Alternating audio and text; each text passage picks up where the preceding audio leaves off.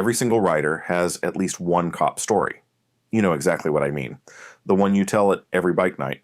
The one that starts with, "So I was doing maybe a little bit over the speed limit," and ends with either you laughing or you crying into your registration paperwork. The relationship between motorcyclists and law enforcement is one of the most complicated, most talked about, and most misunderstood dynamics in all of riding culture. Consider this your official field guide, your taxonomy of the species, your holy scripture for understanding the 6 types of cops every motorcycle rider will eventually run into out there on the road. What is going on, everybody? Welcome back.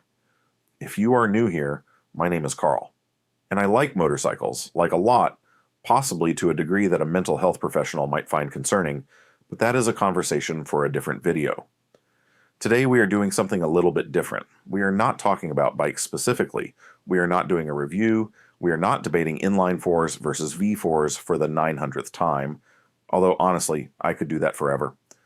No, today we are talking about the people who share the road with us, specifically the ones with the lights on top of their cars and the very large ticket books. I want to be crystal clear before we dive in. This is not a bash law enforcement video. This is not that. This is a field guide. This is anthropology. This is me, a man who has had a deeply complicated relationship with speed limits, breaking down the 6 archetypes of police officers that every single motorcyclist will encounter at some point in their riding career. Some of these encounters will be the best stories you ever tell. Some of them will cost you several $100s and a healthy chunk of your dignity. Let us get into it. Type 1. The cool cop. The rarest creature in all of law enforcement roams these streets. We are talking about the cool cop, the white whale of traffic stops, the kind of interaction that you walk away from shaking your head because you genuinely cannot believe what just happened. You got pulled over, you did the thing, you know what the thing was, and instead of the usual routine, this officer walks up to your bike, looks it over, and the first words out of his mouth are not license and registration. They are something like, "Is that the new Erland suspension set up on that thing?" And your soul leaves your body a little bit. Here's the thing about the cool cop that you need to understand. He either rides, used to ride, has a son or daughter who rides, or grew up in a household where motorcycles were just part of the furniture. Somewhere along the line, this person developed a genuine appreciation for what we do and why we do it. And that appreciation did not disappear when they put on the badge. If anything, it gave them a little bit of context. They know that 95% of the stupid stuff we do on bikes is not malicious. It is just that the throttle is right there, and sometimes your wrist has bad ideas. I had a buddy, good rider, experienced guy, got lit up doing triple digits on a back road in the middle of absolutely nowhere. Pulled over, fully prepared to kiss his license goodbye, and the officer who walked up had a Ducati sticker on the back of his personal vehicle. True story. Wrote him a ticket for going 9 miles per hour over the limit, looked him dead in the eye, and said, "Next time take it to the track." My buddy still talks about that guy like he is some kind of folk hero, which honestly he kind of is. Now I want to be responsible here and tell you not to count on this. Do not let the existence of the cool cop make you lazy. Do not assume that because you are on a bike and the officer looks friendly that you are automatically going to get the magic experience. The cool cop is a gift, not a guarantee, and treating every stop like you might get one is a fast way to learn a very expensive lesson. What you can do is be respectful, be calm, keep your hands visible, and take your helmet off when they approach so they can see your face. None of that guarantees anything, but it dramatically improves your odds of meeting the cool cop version of whoever just pulled you over versus the next guy on our list. The cool cop interaction is also kind of a beautiful thing because it is one of those rare moments where the wall between us and them just kind of dissolves for a second. You are just 2 people who both understand that riding a motorcycle is one of the best things a human being can do, and that is genuinely kind of nice. Cherish it when it happens. Tell the story forever. Name your firstborn after the guy if you have to. He earned it. Type 2. The power trip cop. Buckle up because this one is going to sting a little. Every single rider who has put in any real miles has met this person, and when you meet them, you will know immediately. The power trip cop has decided somewhere deep in his heart that motorcyclists are the enemy. Not a specific motorcyclist, not someone who actually did something dangerous. Motorcyclists. as a category, as a concept. You rolled up on two wheels and you were already guilty in his eyes before you even touched your brakes. Here's how this stop usually goes. You get pulled over for something real, something you probably actually did, and instead of a normal human interaction, you get a lecture. A full theatrical production of a lecture, complete with dramatic pauses and rhetorical questions like, "Do you have any idea how dangerous that was?" "Sir, I have been riding for 11 years. I know exactly how dangerous it was. That is part of the appeal, but I am not going to say that out loud because I am not an idiot." The power trip cop is not just writing you a ticket, he is making a point. He wants you to know that he disapproves of you, of your lifestyle, of your choices, of the fact that you clearly spent more on your exhaust system than he thinks is reasonable. He will find the most creative ticket he can write, stack charges if there is any ambiguity, and send you on your way with a look that says he is personally disappointed in you as a human being. Here is the cold, hard truth about dealing with this type. There is exactly one correct strategy, and it is painfully boring. You be polite, you be cooperative. You say yes, sir, and no, sir, and thank you, and have a nice day. You do not argue. You do not explain. You do not try to educate him on lane positioning or the physics of engine braking. You take the ticket, you go home, and if you genuinely believe something was wrong, you fight it in court where logic is theoretically supposed to matter. I know that is deeply unsatisfying. I know you want a clever comeback or a magic phrase that flips the script. There is not one. The power trip cop has already decided the outcome of this interaction before he walked up to your window, and your job is simply to not give him any additional ammunition. Keep your cool, protect your record as much as you can, and remind yourself that statistically, the universe has a sense of humor, and karma is a real thing that exists in the world. Type 3. The clueless cop. Oh boy, oh buddy, this one is genuinely fascinating to me. Equal parts maddening and almost kind of endearing, like watching a golden retriever try to figure out a sliding glass door. The clueless cop is not mean, he is not on a power trip, he has not decided that motorcyclists are the enemy. He just genuinely does not know motorcycle law. And this is the part that really gets me, he is absolutely unshakably convinced that he does. This is the officer who pulls you over for lane splitting in a state where lane splitting is completely legal. This is the guy who tells you your exhaust is illegal because it is loud, as if loud and illegal are the same thing, which they are not and never have been, and I cannot stress that enough. This is the person who squints at your perfectly street-legal supermoto and informs you with full confidence that dirt bikes are not allowed on public roads. And you have to stand there, nodding slowly, helmet in hand, while your brain is doing absolute backflips trying to calculate exactly how to correct this man without him writing you a ticket for the crime of being right. It is a delicate art form. I do not always succeed at it. Here's the thing, though, and I genuinely mean this as a defense of the clueless cop, even though it might not sound like one. Motorcycle law is complicated, like actually complicated. It varies wildly from state to state in ways that would give a lawyer a headache. In California, lane splitting has been fully legal since 2016. In most other states, it is not. Helmet laws change at state lines. Exhaust regulations differ county to county in some places. Handlebar height restrictions exist in some jurisdictions and not others. Mirror requirements, fender laws, lighting rules. The whole thing is a patchwork quilt of legislation that most officers who spend their careers dealing primarily with cars have simply never had to learn in any depth. That part I genuinely understand. What I understand slightly less is the confidence, the absolute bedrock certainty with which the clueless cop will tell you that you are wrong, even as you are politely, calmly, specifically explaining why you are not. I once had a clueless cop try to write me a ticket for running without a front fender. My bike did not come with a front fender from the factory. It never had one. That is not a modification. That is just what the bike is. I know that sounds like something I invented to win an argument on the internet, but I promise you on everything I own that is a completely true story. We spent 20 minutes on the side of the road while he looked it up on his phone, which was simultaneously the most humbling and most vindicating experience of my riding life. He did not end up writing the ticket. He also did not apologize. Classic clueless cop behavior right there. So what do you actually do about this type? Simple.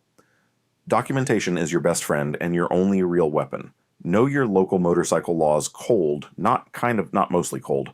Have them memorized. If you are writing something that might turn heads or raise eyebrows, know exactly why it is legal and be able to explain it calmly, specifically, and without any of the condescension that you might be feeling internally. If you still get a ticket for something that is genuinely not illegal, fight it in court and bring your paperwork, because 9 times out of 10, the charge evaporates the second someone with actual legislative knowledge of motorcycle law looks at the filing. The clueless cop is not your enemy. He is just a guy who needs a refresher course, and unfortunately, today, you are the curriculum. Type 4. The Highway Patrol Legend.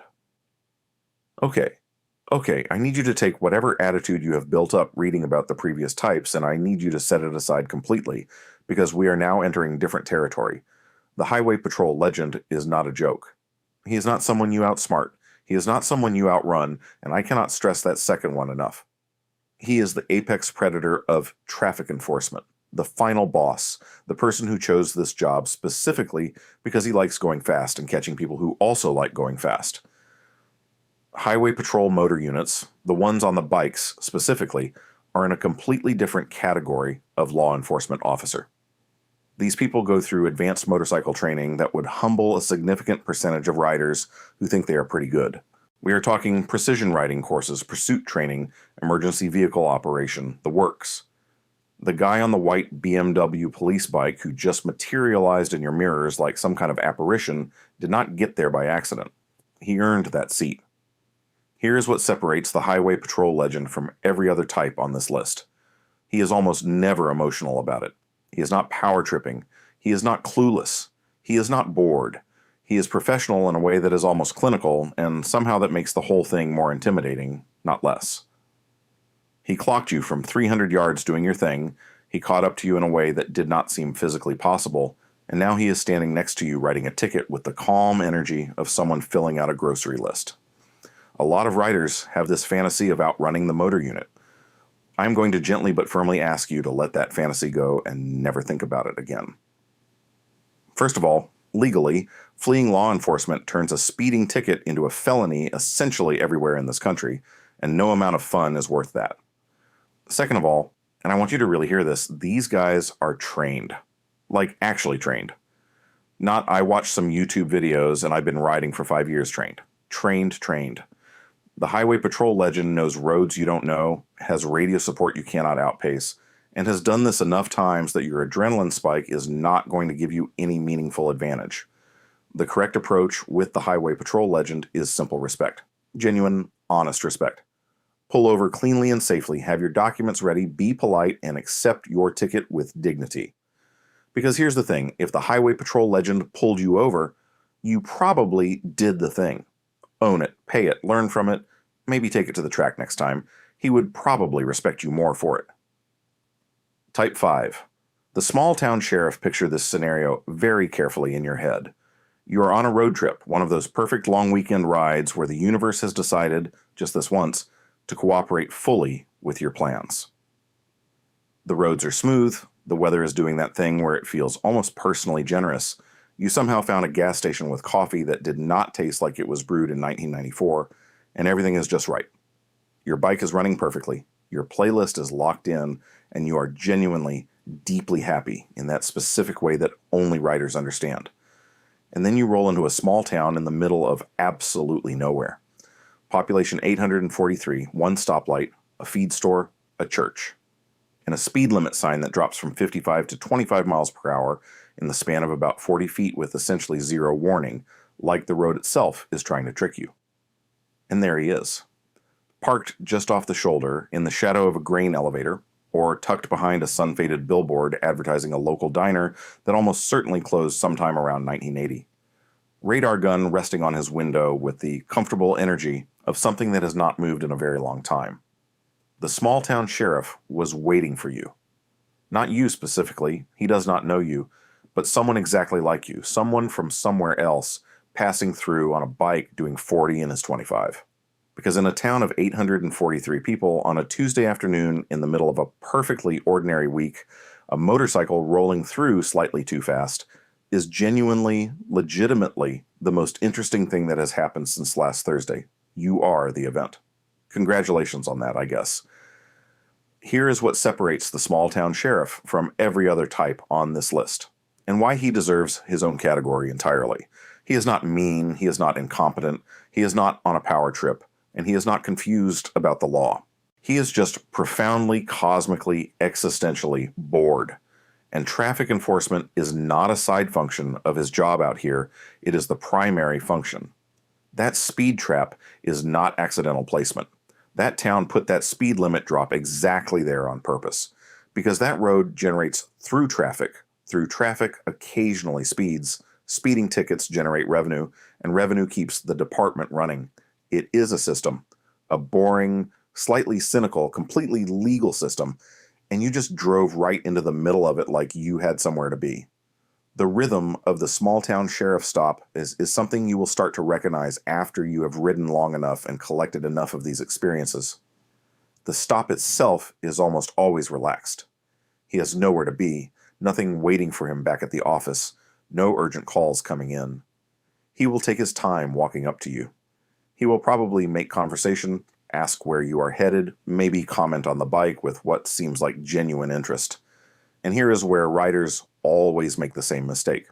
They interpret that friendliness as a signal that a warning might be on the table. It is not. The ticket was decided the exact moment he clocked your speed on that radar gun. The conversation is not negotiation. The conversation is just something to do while he writes it. So here is my one genuinely actionable piece of advice for surviving the small town sheriff. Do your homework before every single road trip without exception. Seriously, there are entire websites and dedicated community threads cataloging known speed traps across the country, by state, by highway, by specific mile marker, and a lot of them are remarkably accurate. 5 minutes of research the night before a ride has personally saved me more money than I am comfortable disclosing publicly. Beyond that, the advice is almost insultingly simple. When you see the speed limit drop dramatically on a rural 2-lane road approaching a small town, slow down immediately and completely. I know you know this. I know it feels obvious when I say it out loud. I also know that you have probably not always done it, because neither have I, and that is exactly how we both ended up meeting the small town sheriff in the first place. Type 6. The rookie last but absolutely not least on our list, and honestly one of the most interesting encounters you can have out there on the road. The rookie just got out of the academy. The rookie has his uniform pressed to within an inch of its life. The rookie has rehearsed this traffic stop interaction approximately 400 times in his head, and he is still not entirely sure he is going to nail it. And he is now standing next to your motorcycle with an expression on his face that you could only describe as genuinely uncertain about how this is going to go. Here is the fascinating thing about the rookie encounter, and this is something riders do not talk about enough. The rookie could go in literally any direction. He is not yet set in his ways. He has not yet developed the reflexes and automatic responses of an experienced officer, and that means the outcome of your interaction with him is more dependent on how you behave than almost any other type on this list. You treat the rookie with kindness and patience, and you might actually walk away with a warning, not because he is soft, but because he is still figuring out when warnings are appropriate, and he is going to take his cues partly from how the interaction feels. On the other hand, the rookie also has something to prove. Fresh out of the academy, riding with a training officer or freshly solo, there is a version of this encounter where he writes you the maximum possible ticket because he wants to demonstrate that he is taking the job seriously. This is not malicious, it is just the math of being new somewhere and wanting to establish credibility. We have all been new at something and made overcorrections to compensate for our own uncertainty. His overcorrection just happens to have a dollar amount attached to it. The body language game matters enormously with the rookie, more than with any other type. Move slowly, keep your hands visible, and make it easy for him. Take your helmet off without being asked. Keep your registration and insurance somewhere you can access it without digging around suspiciously in your jacket. Answer his questions directly and without attitude. If you sense that he is nervous, the absolute worst thing you can do is be combative or dismissive. because that nervousness can tip into defensiveness very quickly, and defensive rookies write thorough tickets. I genuinely kind of like the rookie encounter when it goes well, and it goes well more often than you might think. There is something kind of refreshing about interacting with someone who has not yet fully calcified into a type. Someone who is still genuinely figuring out the job and genuinely responding to you as a person rather than running an autopilot script. Treat him right, and he might just let you off. Treat him wrong, and you will be explaining a points violation to your insurance company. Pretty straightforward math when you lay it out like that. And that is the complete field guide, my friends. 6 types of cops every motorcycle rider will eventually meet out there on these beautiful, complicated, occasionally speed-trapped roads we share with the rest of the world. The cool cop who makes you believe in good things. The power trip cop who tests your patience in ways you did not think possible. The clueless cop who needs a law refresher and picked the worst possible moment to get one. The highway patrol legend who earns every ounce of the respect you give him. The small-town sheriff who is waiting for you specifically even though he has never met you. And the rookie who is just out here figuring it out same as the rest of us, honestly. Look, at the end of the day, most of these interactions come down to one thing, and it is how you conduct yourself when those lights come on behind you. Pull over safely, be calm, be respectful, keep your hands visible, and do not say anything stupid. That last one is doing a lot of heavy lifting for a lot of riders out there. If you enjoyed this one, you know what to do. Smash that like button. Drop a comment telling me which type of cop you have encountered the most. Because I genuinely want to know, and I will catch you in the next one. Ride safe out there. Both wheels down. Well, most of the time. Goodbye.